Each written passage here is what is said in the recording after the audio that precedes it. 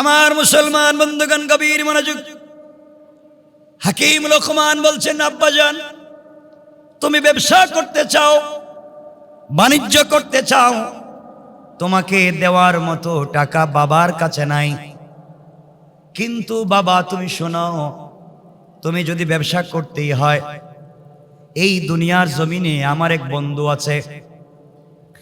এই বন্ধুর কাছে আমি 3000 দিনার পাই, দিরহাম পাই, 3000 স্বর্ণ মুদ্রা পাই, 3000 টাকা পাই। বন্ধু আমার কাছ থেকে ঋণ নিয়েছে, ঋণ দেয় না। তুমি যদি আমার বন্ধুর কাছ থেকে ওই ঋণটা নিয়ে আসতে পারো, তাহলে তুমি ওই টাকা দিয়ে বিজনেস করো, আমার আপত্তি নাই। সন্তান বলতেছে, আব্বাজান, তাহলে বলেন আপনার বন্ধু কোথায় থাকে? 3000 টাকা কোথায় আছে? আমি এখন গিয়ে নিয়ে আসবো তার কাছ থেকে।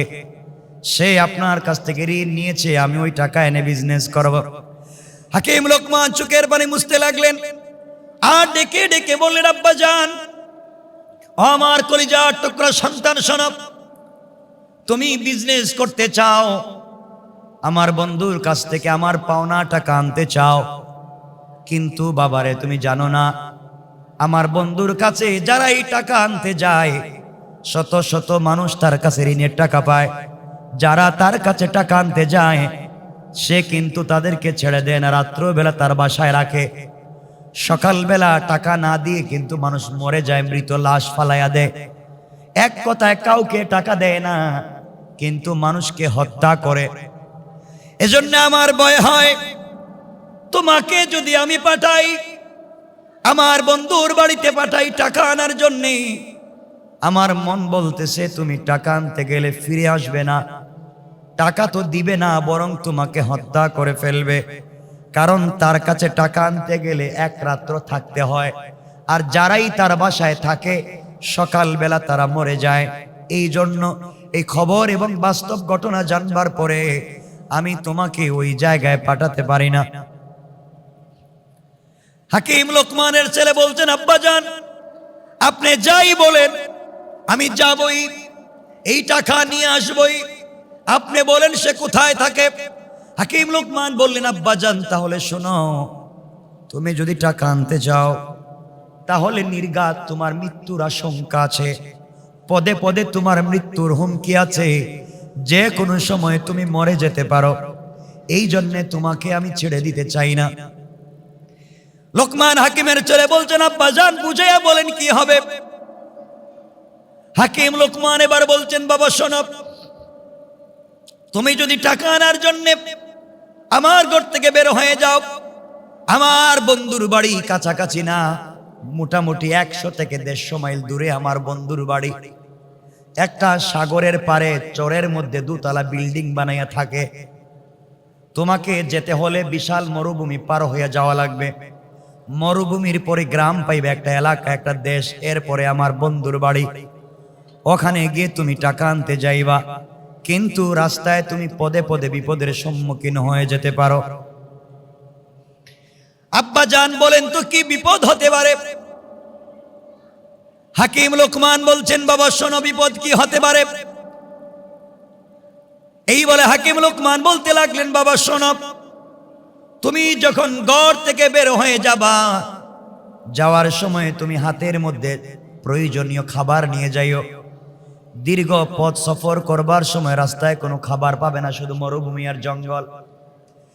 এই জন্য পর্যাপ্ত পরিমাণ খাবার নিয়ে যাইও। তোমার ব্যাগের মধ্যে পানি নিয়ে যাইও। কিন্তু বাবা, ঘর থেকে বের হয়ে যাওয়ার পরে তুমি যেই পানির বোতল আর মশক নিয়ে যাবে, দীর্ঘ পথ কিছুদিন পথ চলবার পরে বিশাল বড় মরুভূমি আছে। এই মরুভূমিতে তুমি চলতে লাগবে। মরুভূমির বালি আর পাথরগুলো এত গরম, এই গরমে তোমার বোতলের পানি গরম হয়ে যাবে। এত গরম হবে তুমি হাত দিতে পারবে না, পান করতে পারবে না। বাবারে, তোমার বোতলের পানি এমন গরম হবে, তুমি এই বোতলের পানি পান করতে পারবে না। এই সময়ে তোমার প্রচুর তৃষ্ণা লাগবে, পানি ছাড়া তোমার বাঁচবার কোনো পথ নাই।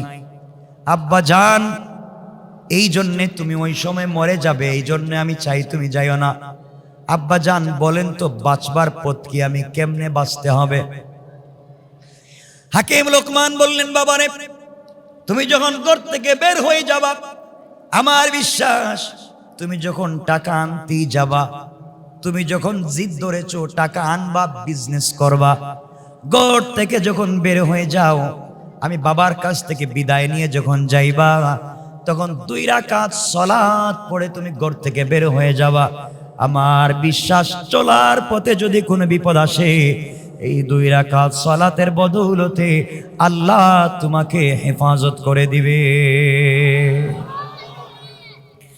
বাবারে তুমি যখন ঘর থেকে বের হয়ে যাবা, 2 রাকাত সালাতুল হাজত পড়ে যাও। এরপরে যখন মরুভূমিতে যাওয়ার পরে তুমি তোমার পানির ব্যাগটা হাতে নিবা, তলিটা হাতে নিবা, ব্যাগ হাতে নিয়ে দেখবা পানি গরম হয়েছে, উতরাচ্ছে, পানি পান করা যাবে না। এই পানি পান করলে তুমি মরে যাবে। ওই সময় তুমি ধৈর্য ধরে 2 রাকাত সালাত পড়বা। 2 রাকাত সালাত পড়ে ডান দিকে সালাম ফিরাবা। বিশাল মরুভূমি, চোখে দেখা যায় না, শুধু দুধ, বালি আর বালি আর পাথর, ঘর নাই, বাড়ি নাই, গাছ নাই। কিন্তু তুমি যদি 2 রাকাত সালাত ঠিক মতো পড়তে পারো, পড়ে সালাম ফিরাও ডান দিকে, সালাম ফিরাইয়া দেখবা ডান দিকে হঠাৎ করে মরুভূমির মধ্যখানে সুন্দর একটা বাগান দেখা যায়। আব্বাজান তুমি ওই বাগানের ভিতরে ঢুকে যাইবা। বাগানের ভিতরে যাওয়ার পরে দেখবা বাগানের ভিতরে বিশাল বড় একটা পাথর, আর ওই পাথর ফেটে ঠান্ডা ঝর্ণার মতো পানি গড়িয়ে পড়ে যায়। আব্বাজান ওই জায়গায় দাঁড়াবা, আবার 2 রাকাত সালাতুল হাজত পড়বা। তুমি ইচ্ছে মতো পানি পান করবা। পানি পান করার পরে তোমার গরম পানি বোতল থেকে ফালাইয়া দিবা, ওখান থেকে ঠান্ডা পানি বের কর, ঠান্ডা পানি বোতলে নিবা। বাবারে ওই সময় আমার ভয় হয়, এই জঙ্গলের ভিতরে বিশাল বিশাল বাঘ, ভাল্লুক, অজগর, সাপ আছে, তোমাকে খেয়ে ফেলতে পারে। আমার বিশ্বাস ওই সময় যদি তুমি কোনো বিপদের সম্মুখীন হয়ে যাও, 2 রাকাত সালাতুল হাজত পড়ে আল্লাহর কাছে চাইবা, আমার বিশ্বাস কেউ তোমার ক্ষতি করতে পারবে না। আব্বাজান তুমি যখন ঠান্ডা পানি পান করবা, ঠান্ডা পানি পান করলে বডিতে ক্লান্তি আসে, আসেনি? ঠান্ডা পানি পান করলে বডিতে ক্লান্তি আসে, বিশ্রামের প্রয়োজন হবে। বাবারে তুমি যখন পানি পান করে জঙ্গল থেকে বের হয়ে যাবা, তাকায়া দেখবা জঙ্গল আর নাই, বাগান আর নাই, আবার মরুভূমি দেখা যায়। এমন সময় তোমার বিশ্রামের প্রয়োজন। তুমি আবার 2 রাকাত সালাতুল হাজাত পড়ে আল্লাহর কাছে চাইবা। বাম দিকে সালাম ফিরাবা, সালাম ফিরে দেখবা বাম দিকে বট গাছের মতো বিশাল একটা গাছ দেখা যায়। আব্বা জান ওই সময় তোমার তন্দ্রা আসবে, ঘুম আসবে, ক্লান্তি আসবে, তোমাকে ঘুমাইতে মন চাইবে। ওই সময় গাছের গোড়ায় গেলে তুমি ঘুমাইতে পারবা। কিন্তু বাবারে তোমার পায়ে ধরি, বাবারে তোমাকে বুঝাইয়া দেই, তুমি গাছের গোড়ায় যাইও না, কারণ গাছের গোড়ায় গেলে বিশাল বিশাল বিষাক্ত সাপ আছে, ওই সাপগুলা তোমাকে খেয়ে ফেলবে। গাছের গোড়ায় বিশ্রাম নিতে গেলে তোমাকে খেয়ে ফেলবে। সন্তান বলছে, আব্বা জান এত দীর্ঘ লম্বা পথ সফরের মধ্যখানে তাহলে আমি কেমনে চলবো? বিশ্রামের প্রয়োজন। গাছের গোড়ায় গেলে যদি সাপ খায় তাহলে বিশ্রাম কোথায় নিব? বুজুর্গ আলেম হাকিম লোকমান বলছেন, সন্তান রে ওই সময় আবার 2 রাকাত সালাতুল হাজত পড়বা, পরে ডান দিকে সালাম ফিরাইয়া দেখবা ওই বট গাছের নিচে একজন মুরব্বী বসে বসে তাসবিহ পড়তেছে। সুবহানাল্লাহ বলেন, সবাই বলেন না সুবহানাল্লাহ। একজন মুরব্বীকে দেখবা গাছের গোড়ায় বসে বসে তাসবিহ পড়তেছে। সে তোমাকে ডাক দিয়ে বলবে, বাবা আসো, গাছের গোড়ায় বিশ্রাম নেও। তুমি তার কথা শুনতে যাইও না, গাছের গোড়ায় যাইও না, তোমাকে হত্যা করবে, না হলে সাপ তোমাকে কাটবে। কিন্তু বাবার একটা কথা বলে দেই, এই লোকটা যদি তোমাকে বলে, ওই কথা বলে, বাবা তুমি আমার রানের উপরে মাথা রেখে ঘুমাও, তুমি বিশ্বাস রাখো আল্লাহর উপরে, কোনো প্রাণী পৃথিবীতে তোমার কোনো ক্ষতি করতে পারবে না। এই কথা যদি বলে দে, তার রানে তোমার মাথা রাখবার সুযোগ দে, বাবা তুমি গাছের নিচে গিয়া ওই মুরব্বির পরামর্শ, এই মুরব্বির পরামর্শ মতো তার রানের উপরে মাথা রেখে যদি ঘুমায়া যাও, আমার বিশ্বাস কেউ তোমার কোনো ক্ষতি করতে পারবে না। হাকিম লোকমানের ছেলে বললেন, বাবা এরপরে কি? এরপরে বললেন, বাবারে শোনো, তুমি যদি বিশ্রাম করো আর ওই মুরব্বিকে পেয়ে যাও আর বেঁচে যাও, তাহলে তোমাকে সফর করতে হবে। দীর্ঘ পথ চলবার পরে সামনে গেলে একটা গ্রাম পাওয়া যাবে, শহর পাওয়া যাবে। ওই গ্রামে যাওয়ার পরে তুমি আমার পরিচয় দিবা, তুমি বলবা আমি হাকিম লোকমানের ছেলে। এই কথা বললে মানুষ তোমাকে আদর করবে, সোহাগ করবে, আপ্যায়ন করবে, বিশ্রামের জায়গা দিবে। ওই জায়গায় তুমি 3 দিন থাকবা। 4 নাম্বার দিন থাইকো না। 4র্থ দিন সকাল বেলা এলাকার মানুষ মিলে তোমার কাছে বিশ্ব সুন্দরী রূপসী সুরসী তরুণী যুবতী একটা মেয়েকে তোমার কাছে নিয়ে আসবে বিয়ে দেওয়ার জন্যে। বাবারে, বাবার ওসিয়ত মনে রাখো, সাবধান। সুন্দর মেয়েকে দেইকা, তার বডি স্ট্রাকচার দেইকা তার প্রেমে পড়ে এই মেয়েটাকে বিয়ে করতে যাইও না। বাবারে, তুমি যদি এই মেয়েটাকে বিয়ে করতে যাও, আমার ভয় হচ্ছে তুমি বাসর রাত্রে মারা যাবে, এই জন্যে তুমি মেয়েকে বিয়ে করতে যাইও না। কিন্তু বাবারে, যেই মুরব্বির রানের উপরে মাথা রেখে গাছের নিচে ঘুমাইবা, বিশ্রামের জায়গা দিবে, ওই মুরব্বিকে বুঝাইয়া যদি তুমি তোমার সঙ্গে সফর সঙ্গী করতে পারো, সে তোমাকে যেই পরামর্শ দিবে সেই পরামর্শগুলা মেনে নিবা। আমার বিশ্বাস তার পরামর্শ মানলে তোমার কোনো ক্ষতি হবে না। সুবহানাল্লাহ বলেন। বাবারে, তুমি যদি গ্রামে বেঁচে যাও,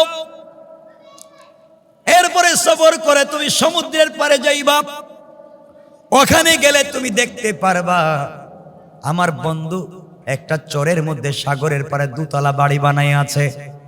ওই জায়গায় গিয়ে যদি কোনো বিপদে পড়ে যাও, 2 রাকাত সালাত পড়ে আল্লাহর কাছে চাইবা, আমার বিশ্বাস আল্লাহ তোমাকে বিপদ থেকে বাঁচাইয়া দিবে, আর তুমি বিপদ থেকে বাঁচবে, টাকাগুলা নিয়ে আসতে পারবে। বাবারে, এত কিছু বললাম, এরপরে বাবা হিসাবে বলি, এত রিস্কে গিয়ে তুমি ঝামেলায় পড়বার দরকার নাই, টাকার দরকার নাই, বিজনেসের দরকার নাই, তুমি যাওয়ার দরকার নাই।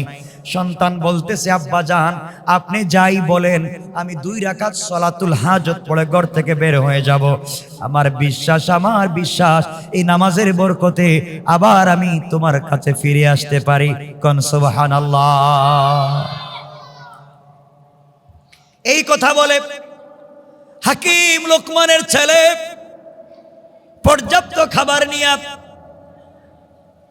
1 মশক পানি নিয়ে, 2 রাকাত সালাতুল হাজত পড়ে আল্লাহর কাছে কান্নাকাটি করে ঘর থেকে বের হয়ে যায়। বন্ধুগণ, কিছুদিন পথ চলবার পরে বিশাল বড় একটা মরুভূমি পেয়ে যায়। মরুভূমিতে পা চলতে চলতে চামড়াগুলা খসে পড়ে যাচ্ছে, এত গরম। হঠাৎ তৃষ্ণা লেগেছে, জিহ্বা শুকিয়ে গিয়েছে, কলিজা কাঁপতেছে। হাকিম লোকমানের ছেলে মনে করেছেন আর বাঁচবেন না, মরে যাবেন। বাবার ওসিয়তের কথা মনে পড়ে গিয়েছে। আব্বা জান বলেছেন, বিপদে পড়ে গেলে 2 রাকাত সালাতুল হাজত পড়তে হবে। বিশাল মরুভূমি, শুধু বালি আর বালি, আগুন আর আগুন। 2 রাকাত সালাতুল হাজত পড়ে আল্লাহর কাছে চাইলেন। ডান দিকে সালাম ফিরাইয়া দেখে হঠাৎ করে মরুভূমির মধ্যখানে সুন্দর একটা বাগান দেখা যায়। সুবহানাল্লাহ বলেন। বাবার ওসিয়ত মিলে গিয়েছে, ভিতরে আত্মবিশ্বাস জন্মে গিয়েছে। আস্তে আস্তে করে তিনি বাগানের ভিতরে ঢুকে পড়লেন। বাগানের ভিতরে ঢুকে দেখেন বিশাল বড় একটা পাথর ফেটে ওই পাথর থেকে ঝর্ণার মতো ঠান্ডা ঠান্ডা পানি গড়াইয়া গড়াইয়া পড়ে যায়। পানি পান করলেন, নিজের মশকে বললেন, ওযু করলেন, আবার 2 রাকাত সালাতুল হাজত পড়লেন। জঙ্গলের ভিতরে বিশাল বড় বড় বাঘ দেখলেন, ভাল্লুক দেখলেন, অজগর, সাপ, সিংহ দেখলেন। যখনই সালাত তিনি পড়লেন, পড়ার পরে দেখা যায় সবগুলা বিষাক্ত প্রাণী তার কাছা ছেড়ে অনেক দূরে গিয়া তাকে পাহারাদারি করতেছে। সুবহানাল্লাহ বলেন না জোরে। নামাজ শেষ করলেন, পানি পান করলেন, পানি মশকে বললেন, জঙ্গল থেকে বের হলেন। এখন হাঁটতে পারতেছেন না, ঘুম পাচ্ছে। কয়েকদিনের ক্লান্ত বডি, এখন আবার ঠান্ডা পানি ভরপুর পান করেছেন, ক্লান্তি পেয়েছে, কিন্তু তিনি হাঁটতে পারতেছেন না। হঠাৎ করে মনে পড়েছে বাবার ওসিয়ত। বাবা বলেছেন ক্লান্ত হয়ে গেলে 2 রাকাত সালাত পড়ার জন্য। আল্লাহর দরবারে 2 রাকাত সালাত পড়লেন। সালাত পড়ে বাম দিকে সালাম ফিরায়, বাম দিকে সালাম ফিরাইয়া দেখে বিশাল মরুভূমির মধ্যখানে সুন্দর একটা বড় গাছ দেখা যায়। এত আসতে বললেন সুবহানাল্লাহ, আর একটু জোরে পড়েন। তিনি দৌড়াচ্ছেন গাছের গোড়ার দিকে, গাছের গোড়ায় গিয়ে বিশ্রাম নিবেন। হঠাৎ বাবার ওসিয়তের কথা মনে পড়েছে।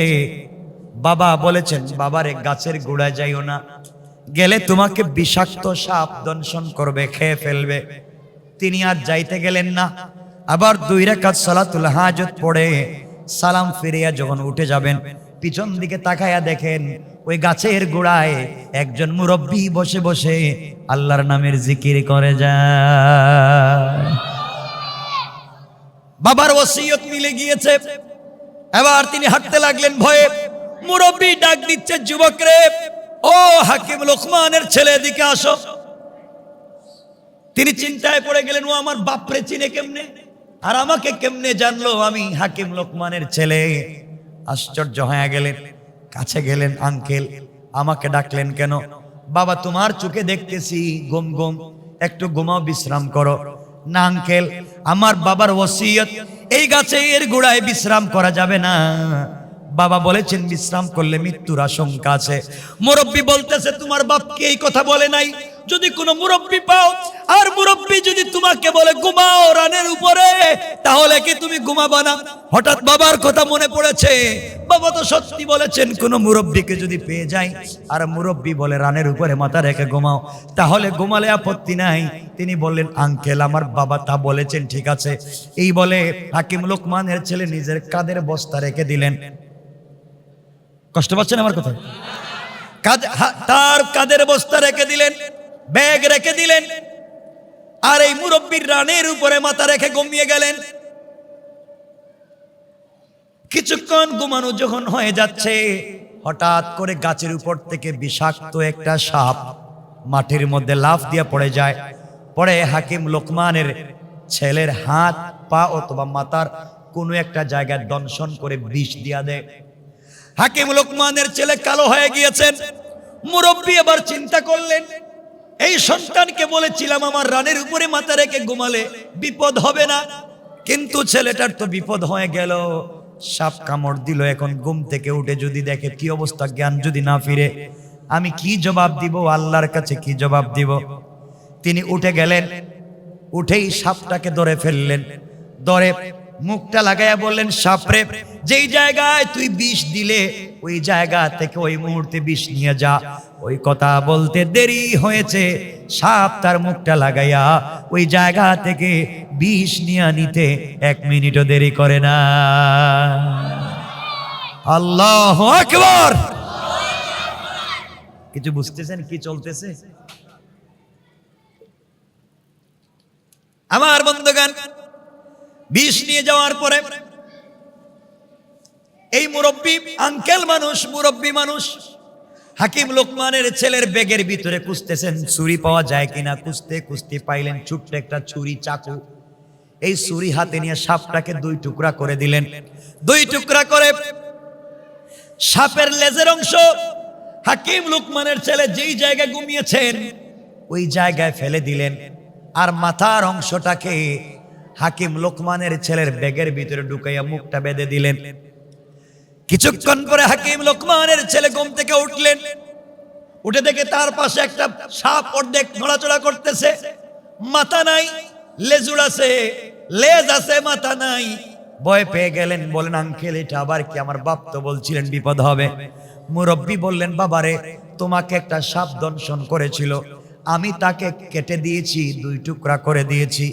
মুরব্বী বলতেছেন, বাবা তুমি এখানে থাকার দরকার নাই, তোমার কোনো বিপদ হয়ে যাবে, তুমি চলে যাও। এবার হাকিম লোকমানের ছেলে চিন্তা করলেন, এখন যদি এই বিপদ হয়, রাস্তায় আরো বিপদ হতে পারে, বাবা বলেছেন আরো বিপদের সম্মুখীন হব। এই মুরব্বী যদি সাপ থেকে আমাকে বাঁচাতে পেরেছে, আমার বিশ্বাস রাস্তায় আরো বিপদ হলে বাঁচাতে পারবে, সুতরাং মুরব্বীকে যদি সাথে নিয়ে যেতে পারি আমার লাভ। ডাক দিয়া বলেন, আঙ্কেল আপনি যদি আমার সফরের সঙ্গী হয়ে যান আমি বড় খুশি হব। মুরব্বী বলতেছেন, বাবারে তুমি যদি চাও তোমার সাথে যাইতে রাজি। সুবহানাল্লাহ বলেন। সফর শুরু করে দিলেন। শুরুর সময় আবার 2 রাকাত সালাতুল হাজত পড়লেন। পথ চলতে চলতে একটা শহর পাইলেন, গ্রাম পাইলেন। গ্রামে যাওয়ার পরে বাবার ওসিয়ত মতো নিজের পরিচয় দিলেন, আমি হাকিম লোকমানের ছেলে। এলাকার সমস্ত মানুষ হাদিয়া দিতে লাগলো, তোফা দিতে লাগলো, মোহাব্বত আর ভালোবাসা দেখাতে লাগলো। বিশ্ববিখ্যাত বড় হুজুরের ছেলে এসেছেন, সবাই নিজের মতো করে আপ্যায়ন করতে লাগলো। 3 দিন ওই জায়গায় থাকলেন। 4র্থ দিন যখন সকালবেলা চলে যাবেন, এমন সময় দেখা যায় বাবার ওসিয়ত মতো এক বিশাল বড় এলাকার সমস্ত মানুষ মিলে বিশ্ব সুন্দরী একটা মেয়েকে, যেন চন্দ্রের আলো সূর্যের আলো ফেল হয়ে যায়, এমন বিশ্ব সুন্দরী একটা যুবতী ষোড়শী মেয়েকে অর্নামেন্টস জুয়েলারি দিয়া সুন্দর করে সাজাইয়া, নতুন বধূর মতো সাজাইয়া লোকমান হাকিমের ছেলের কাছে এনে বলছেন, বাবারে তুমি এই মেয়েটাকে বিয়ে করো, নচেত যেতে পারবা না। তোমার বাবার সঙ্গে আমাদের সম্পর্ক ছিল, তোমার বাবা এখন আসেন না, তুমি আমাদের এলাকায় এই মেয়েটাকে বিয়ে করো, এর মাধ্যমে তুমি আমাদের এলাকার আত্মীয় হয়ে যাবে, আমাদের এলাকায় থাকতে পারবে। হাকিম লোকমানের ছেলে মেয়েটার চেহারার দিকে তাকালেন। তাকায়া তিনি দেখেন, পৃথিবীতে যত মানুষ দেখেছেন এত সুন্দর কোন মহিলা তার জিন্দেগিতে কোনোদিন দেখেন নাই। মেয়েটার প্রেমে পড়ে গেলেন, এই মেয়েটাকে আমি বিয়ে না করলে অন্য কেউ তো বিয়ে করতে পারে, এত সুন্দরী মেয়ে রেখে কি যাওয়া যায়? বিয়ে করতে মন চায়। হঠাৎ মনে পড়েছে বাবার ওসিয়ত, বিয়ে করলে কিন্তু বাসর রাত্রে মরে যেতে হবে, বাঁচা যাবে না। তিনি বললেন, না না আমি বিয়ে করব না, আমার বাবা নিষেধ করেছেন। আবার চিন্তা করলেন, বিয়ে যদি না করি এমন সুন্দরী মেয়েকে তো পাওয়া যাবে না। হঠাৎ মনে পড়েছে আব্বাজান বলেছেন, এমন বিপদের সম্মুখীন হলে 2 রাকাত সালাতুল হাজত পড়তে হবে, মুরব্বির সঙ্গে পরামর্শ করতে হবে, এই মুরব্বি যেই পরামর্শ দিবে সেই মতো চলতে হবে। 2 রাকাত সালাতুল হাজত আদায় করে মুরব্বিকে ডাক দিয়ে বললেন, আঙ্কেল বলেন তো, এখন যে বিপদে পড়েছি, বিয়ে করলে তো মরে যাব বাসর রাত্রে, আব্বার ওসিয়ত, এখন কোথায় যাব আপনি বলুন। মুরব্বি বলতেছে, তোমার বাপ কি এই কথা বলে নাই যে কোনো সমস্যায় পড়ে গেলে 2 রাকাত সালাতুল হাজত পড়তে আর আমার কাছে পরামর্শ চাইতে?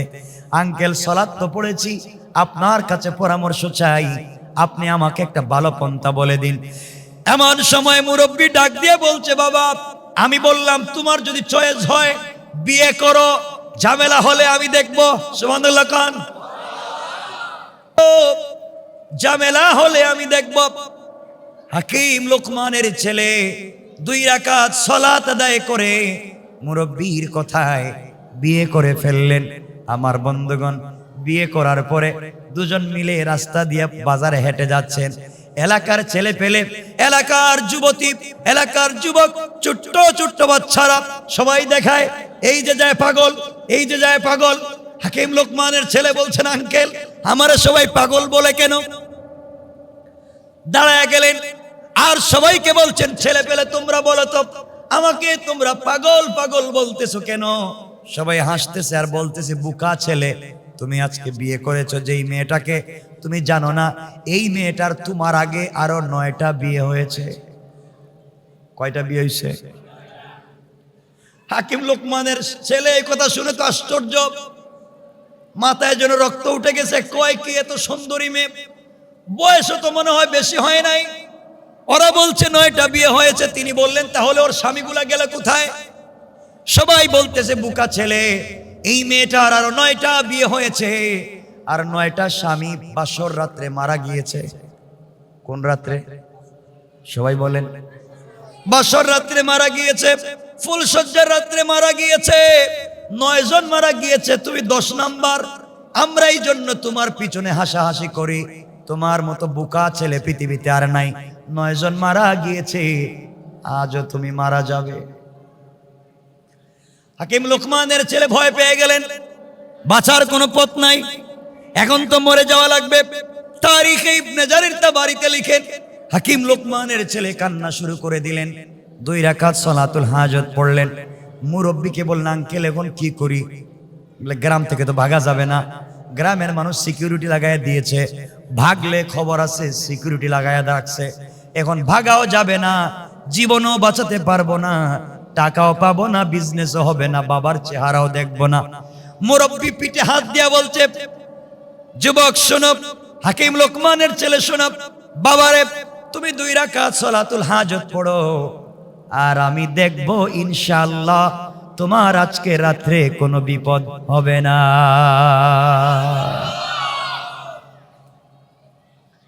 2 রাকাত সালাতুল হাজত পড়লেন।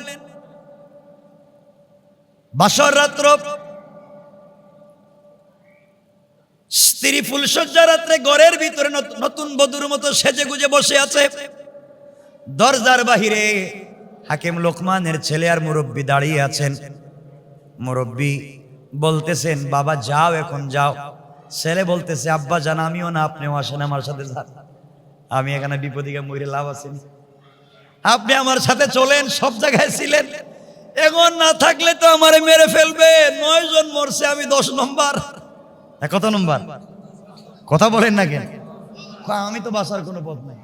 মুরব্বী বলতেন, যাও 2 রাকাত সালাতুল হাজত পড়ে যাও, আমার বিশ্বাস আল্লাহ তোমাকে হেফাজত করবেন। বলেন না সুবহানাল্লাহ। ছেলে 2 রাকাত সালাত আদায় করছে, বলছেন, মুরব্বী আমি কি করব বাবা বলেন?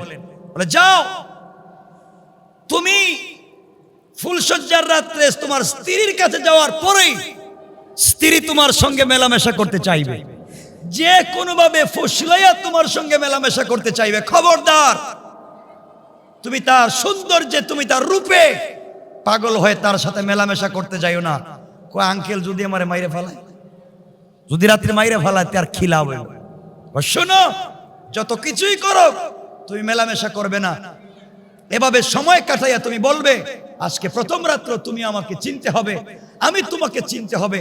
এই চিনা জানার মাধ্যমে, পরিচয়ের মাধ্যমে কিছু সময় কাটাইয়া দিবে। কিছুক্ষণ পরে তুমি বলবে, স্ত্রী আমি মেলামেশা করতে রাজি, ফুলসজ্জা রাত্রে তোমার সাথে একসাথে থাকতে রাজি, কিন্তু আমার অজুর দরকার, ইস্তিনজার দরকার, টয়লেটে যাওয়া দরকার। এই বলে তুমি বলবা, আমাকে একটা লুটা দেও, পাত্র দাও, বদনা দেও, আমি একটু টয়লেটে যাই। এই কথা বলে তুমি ঘর থেকে বাইরে এসো। হুজুর যদি বাইরে হওয়ার আগে মাইরে ফেলায়? এমনি 9 জন নাই, আমি 10 নম্বর, আমার তার বাঁচার কোনো পথ নাই। তিনি বললেন, যাও সালাতুল হাজত পড়ে যাইও, আর এইভাবে বুঝাইয়া তুমি বাইরে চলে এসো। সুবহানাল্লাহ বললেন। আঙ্কেলের পরে কি? কয়ের পরে আমি বলতেছি, যাও। আমার বন্ধুগণ, গভীর মনোযোগ। হাকিম লোকমানের ছেলে ফুলসজ্জার রাত্রে ঘরের ভিতরে ঢুকলেন। স্ত্রী বিভিন্ন কৌশলে তাকে মেলামেশার জন্য যখন উস্কিয়ে দিচ্ছে, ফুসলিয়ে দিচ্ছে, তিনি তো মানুষ, চিন্তা করলেন, না না, বাবার ওসিয়ত তো আজকে মরা লাগবে, আর মুরব্বী বলছে আজকে বের হতে পারবো কিনা জানি না, কারণ 9 জন নাই, 10 নাম্বার আমি বাসার তো কোনো চিন্তাই করা যায় না। তার যাই হোক, মুরব্বীর কথা আজকে মানে দেখি কি হয়। তিনি বললেন, স্ত্রীরে সব ঠিক আছে, তোমার সঙ্গে মেলামেশা করব, কিন্তু তুমি আমাকে চিনে লাগবে, আমি তোমাকে চিনে লাগবে। এইভাবে চিনা জানার মাধ্যমে সময় কাটাইয়া দিতে হবে। এলাকার ছেলে পেলেরা সবাই জানাজানি করতেছে, বলতেছে আগামীকালকে নতুন পাগলের একটা লাশ পাইবা, 10 নম্বর লাশ। এমনি তো ভয় ঢুকে গেছে তার ভিতরে। এদিকে ঘরের ভিতরে প্রবেশ করলেন। কিছুক্ষণ পরে বলছেন, স্ত্রী রে, আমাকে তুমি একটা লুঠা দাও, বদনা দাও, পাত্র দাও, আমি টয়লেট থেকে আসি, অজু ইস্তেঞ্জা করে আসি, কথা দিলাম তোমার সঙ্গে মেলামেশা করব। এই কথা বলে স্ত্রীর কাছ থেকে একটা পাত্র নিয়ে বের হয়ে আসলেন, এসে মুরব্বীরে জোড়ায় কয়, আঙ্কেল বদনানের আর ভিতরে যাইতাম না। আল্লাহ বাঁচাইছে, আর যাওয়ারই দরকার নেই। এখন আপনি বলেন কি করে লাগবে? হাকিম লোকমানের ছেলেকে মুরব্বী বললেন, বাবা যাও ওযু করো, 2 রাকাত সালাতুল হাজত পড়ো। এই কথা বলে সন্তানকে পাঠাইয়া তিনি বদনার ভিতরে এক বদনা পানি বললেন, লুটা যেই জিনিস হোক বললেন, বরে বেগটা খুললেন। হাকিম লোকমানের ছেলের বেগের ভিতরে মাথা সহ অর্ধেক সাপ আসেনি। কথা বলেন। এই সাপটাকে বদনার ভিতরে দিলেন, মুখটা ডেকে দিলেন। এদিকে হাকিম লোকমানের ছেলে ওযু করে 2 রাকাত সালাতুল হাজত পড়ে এসে বলছে, আঙ্কেল আপনি বলেন তো এখন কি করব? মুরব্বী বলতেছেন, বাবা এই মুহূর্তে তুমি বদনা নিয়ে যাও, মুখটা অবশ্যই খুলবা না, তুমি নিয়ে যাও। বদনা নিয়ে যাওয়ার পরে স্ত্রীর সামনে বদনাটাকে রাখবা, লুটা রাখবা, পাত্র রাখবা, যেই জিনিসে পানি আছে ওইটা রাখবা, কিন্তু উল্টাইয়া দেখবা না কি আছে। এরপরে তুমি স্ত্রীকে বলবা, স্ত্রী রে তুমি আমার সঙ্গে মেলামেশা করতে চাও, আমিও করতে চাই, কিন্তু আমার একটা শর্ত আছে, শর্ত মানলে রাজি। আঙ্কেল শর্ত কি? তাড়াতাড়ি বলেন। শর্ত হলো তুমি তোমার স্ত্রীকে বলবা তোমার সঙ্গে মেলামেশা করব, শর্ত হলো আমি যে বদনা নিয়ে এসেছি এই বদনার ভিতরে তুমি আগে প্রস্রাব করা লাগবে, এই বদনার ভিতরে প্রস্রাব করা লাগবে, এরপরে তোমার সঙ্গে মেলামেশা করব। আঙ্কেল যদি না মানে? মুরব্বী বলেন, অবশ্যই মানবে, কারণ তুমি তাকে সুন্দর করে বোঝালে মানবে। সে যখন প্রস্রাব করবে, করার সাথে সাথে বদনা নিয়ে দৌড়ে আবার বের হয়ে আসবা, আয়েশা বদনা আমার কাছে দিয়া তুমি চলে যাইবা। আমার বিশ্বাস তোমার কোনো ক্ষতি হবে না। আঙ্কেল আসার সময় যদি এখন মাইরে পড়ে, যাও না বলে দিলাম, যাও। হাকিম লোকমানের ছেলে এবার গেলেন, স্ত্রীকে বললেন, স্ত্রী ও স্ত্রী তুমি শোনো আমার কথা, নেও বদনাটা, শর্ত একটাই, তোমার সঙ্গে মেলামেশা করতে আমিও রাজি, আমারও শর্ত আছে, এই বদনার ভিতরে তোমাকে প্রস্রাব করা লাগবে, তাহলেই তোমার সঙ্গে মেলামেশা করব। বাধ্য হয়ে স্ত্রী রাজি হয়ে গেল। স্ত্রী যখন রাজি হয়ে প্রস্রাব করেছে, প্রস্রাব করার পরে সাথে সাথে এই পাত্র এই বদনার মুখটাকে লাগাইয়া হাকিম লোকমানের ছেলে দৌড়াইয়া মুরব্বীর কাছে এনে বলছেন, আঙ্কেল নেন, এখন কি করা লাগবে বলেন। মুরব্বী বলছেন, দাঁড়াইয়া থাকো, দেখো কি করি। হঠাৎ করে বললেন তিনি, বদনাকে উল্টাও। হাকিম লোকমানের ছেলে বদনাকে উল্টালেন, উল্টাতে দেরি হয়েছে, তাকাইয়া দেখেন এর ভিতরে ছোট্ট ছোট্ট বিষাক্ত 2টা মোটামুটি বড় বড় সাপ হয়ে গিয়েছে, আর আরেকটা অর্ধেক সাপ দেখা যায়। হাকিম লোকমানের ছেলে লাফ দিয়ে উঠছেন, চিৎকার করে উঠছেন, আঙ্কেল সাপ আসলো কোত্থেকে? কালো 2টা সাপ দেখা যায়, অর্ধেক সাপ দেখা যায়, ব্যাপার কি বুঝলাম না। এবার হাকিম লোকমানের ছেলেকে মুরব্বী বলতেছেন, বাবা শোনো, এই অর্ধেক সাপ হলো ওই সাপ, গাছের গোড়ায় যে অর্ধেক সাপ দেখেছিলা, অর্ধেক সাপকে গাছের গোড়ায় ফেলে দিয়া বাকি অর্ধেক সাপকে ব্যাগের ভিতরে ঢুকাই দিয়েছিলাম, কাজে লাগবে, আজকে কাজে লাগাই দিলাম। এই বদনার ভিতরে তুমি যখন এসেছিলাম অর্ধেক সাপকে দিয়েছিলাম, তোমার স্ত্রী যখন ওখানে প্রস্রাব করতে বসেছে, দীর্ঘ লম্বা একটা ঘটনা আল্লামা জুলফিকার নকশবন্দি খুতুবাতে জুলফিকার নকশবন্দিতে বলেছেন, লম্বা ঘটনা। ওই সময় ওই মহিলার পেটের ভিতরে যে কোনো কারণে হোক 2টা ছোট্ট ছোট্ট সাপ জন্ম নিয়েছে, আর যেই স্বামী তার সাথে মেলামেশা করতে যায় ওই সাপ দংশন করে, এই জন্যে মরে যায়। আর আজকে যখন তোমার স্ত্রী ওই জায়গায় প্রস্রাব করতে বসেছে, তখন এর ভিতরে আগে থেকে একটা সাপ ছিল, ভিতরের 2টা সাপ যখন দেখছে ওটার ভিতরে আরেকটা সাপ, মারামারি করে ওই সাপকে মারবার জন্যে তারা বের হয়ে গিয়েছে। এই মুহূর্তে মহিলার মধ্যে কোনো সমস্যা নাই, তুমি এখন মেলামেশা করতে পারো, তুমি আর মরবে না।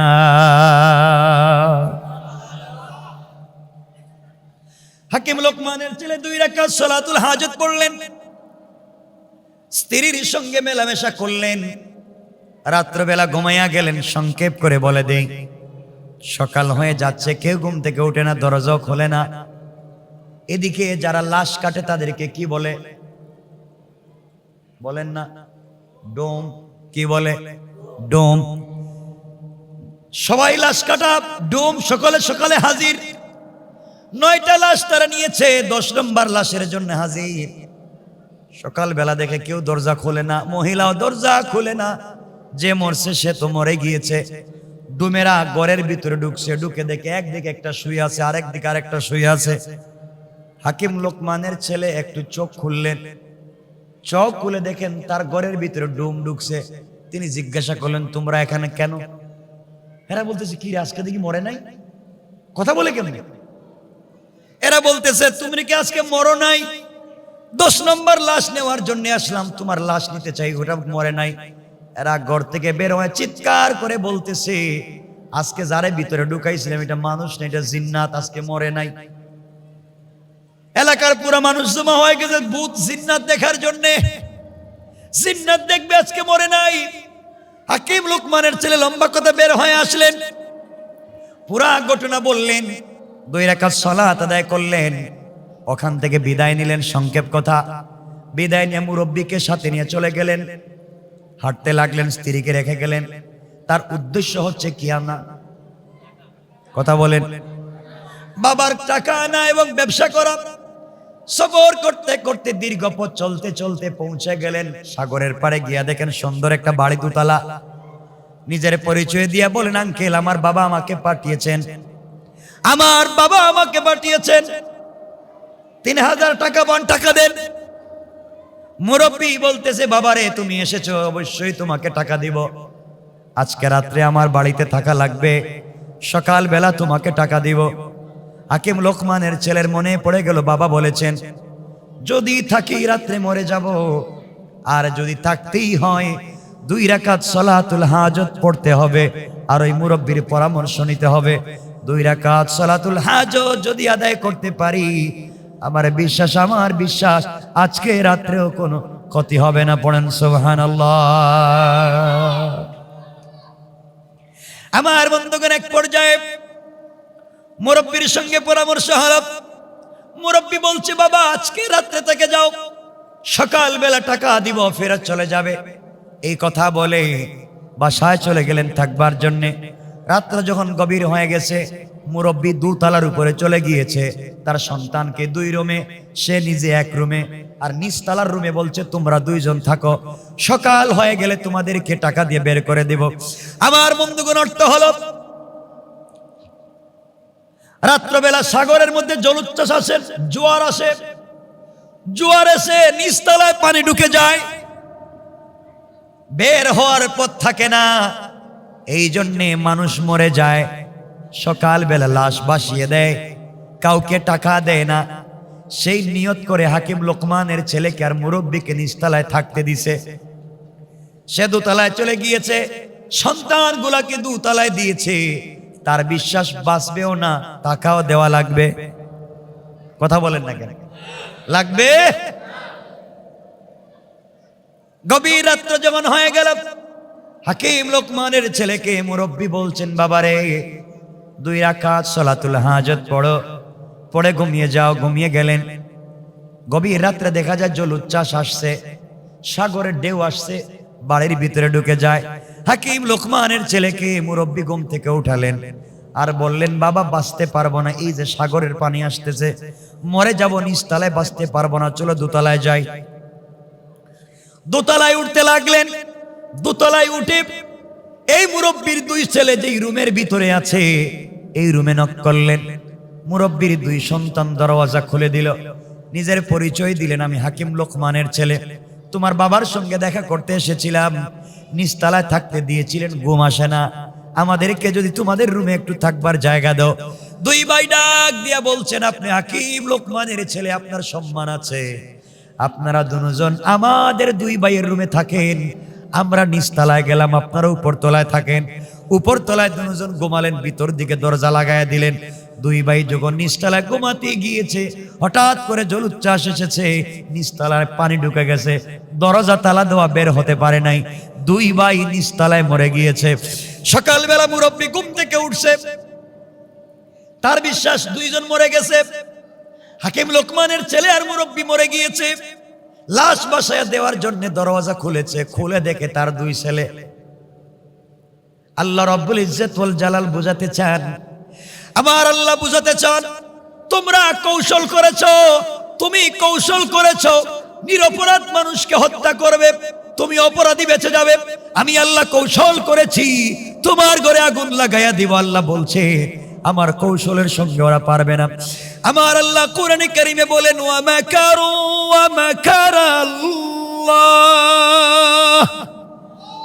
ওয়াল্লাহু খায়রুল মাকিরিন।